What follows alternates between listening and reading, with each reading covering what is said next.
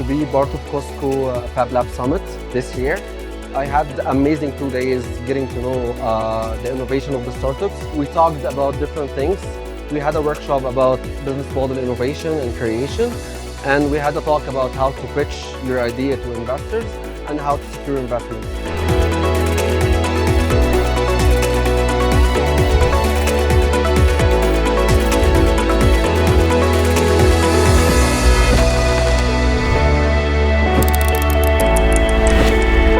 El día de hoy me ha parecido fenomenal porque la realidad es que desde que me invitaron me encantó. Esto es algo que a mí me hubiera encantado tener cuando yo estaba estudiando, y verlo aquí reflejado, como que verme reflejado en los y las estudiantes, en realidad me ha encantado.